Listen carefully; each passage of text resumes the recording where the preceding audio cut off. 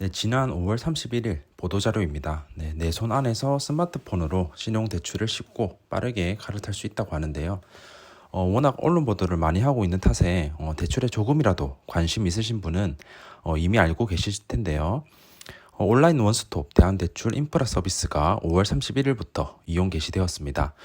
은행 방문할 필요 없이 대출 비교 플랫폼 또는 금융회사 앱을 통해서 금융기관별 대출 상품을 비교할 수 있고요.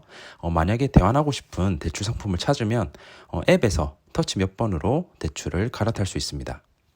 네, 여기서 한 가지 짚고 넘어갈 점은 이번에 제공하는 온라인 원스톱 대한대출 인프라 서비스는 마이너스 통장을 포함한 신용대출에만 국한한다는 점입니다. 주택담보대출 등과 같은 담보대출 관련 서비스는 아직 준비 중이라고 하니까 조금 기다리셔야 될 것 같고요. 현재 마통이나 신용대출을 너무 높은 금리 또는 너무 낮은 한도로 이용 중이신 분들께 유용한 서비스인 것 같습니다.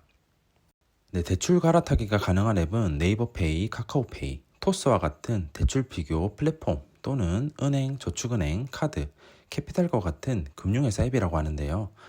플랫폼과 금융회사 앱의 차이점이 있습니다. 네, 대출 비교 플랫폼은 해당 플랫폼과 제휴를 맺은 금융회사들의 대출 정보를 한 번에 비교할 수 있습니다. 쉽게 말해서 카카오페이와 같은 플랫폼에 접속해서 대출을 비교하게 되면 우리은행, 하나은행, 농협 등의 금융기관 대출 상품을 한 번에 비교할 수 있다는 거죠. 반면에 금융회사 앱에서는 각 금융회사의 대출 상품만 비교하여 선택할 수 있습니다. 예를 들어서 우리은행 인터넷 뱅킹에 접속하게 되면 우리은행의 대출 상품 중에서만 대환할 수 있다는 거죠. 따라서 내가 급여이체 통장이나 다른 우대 조건들 때문에 특정 은행의 대출 상품만 확인하고 싶다면 해당 은행의 인터넷 뱅킹 어플을 이용하면 되고요. 반대로 은행 구분 없이 금리 낮고 대출 한도 많이 나오는 상품을 찾는 것이 목적이신 분은 네이버페이, 카카오페이, 토스와 같은 플랫폼을 이용하시면 됩니다. 대환대출 서비스 이용 절차는 굉장히 간단합니다. 먼저 플랫폼을 이용해 여러 금융회사의 대출 조건을 비교하는 경우에는 첫 번째로 대환대출 서비스를 제공하는 플랫폼 앱을 설치하고요.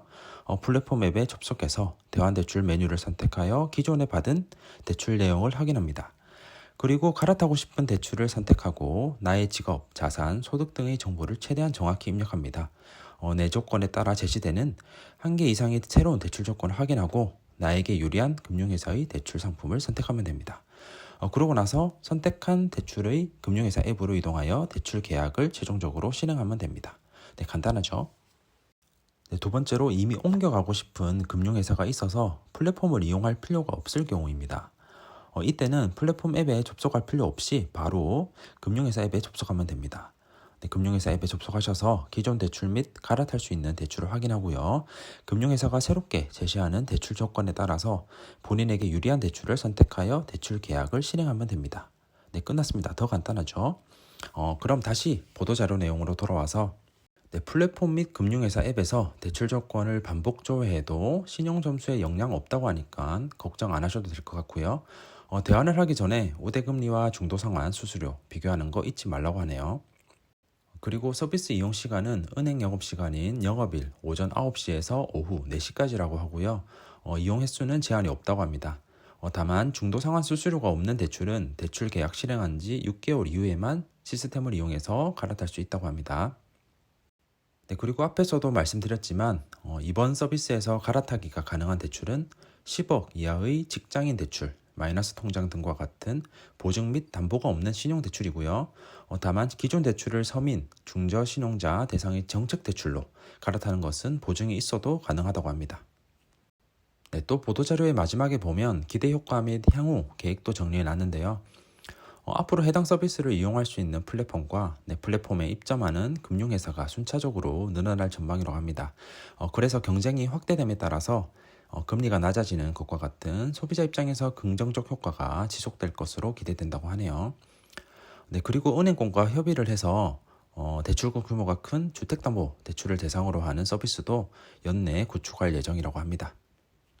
네, 그리고 보도자료의 별첨 자료를 보면 플랫폼 앱과 금융회사 앱을 이용하는 방법도 설명하고 있는데요. 해당 자료는 고정 댓글에 링크 올려놨으니까 서비스 이용해 보실 분은 참고하시면 될 것 같습니다. 자, 지금까지 금융위원회 통해서 배포된 보도자료를 토대로 온라인 원스톱 대안대출 인프라 서비스에 대해 설명드렸는데요.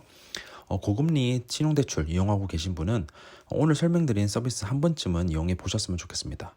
혹시 하나요? 금리가 뚝 떨어질지. 이번 영상은 여기까지고요. 오늘 또 시청해 주셔서 감사합니다. 행복한 하루 되세요.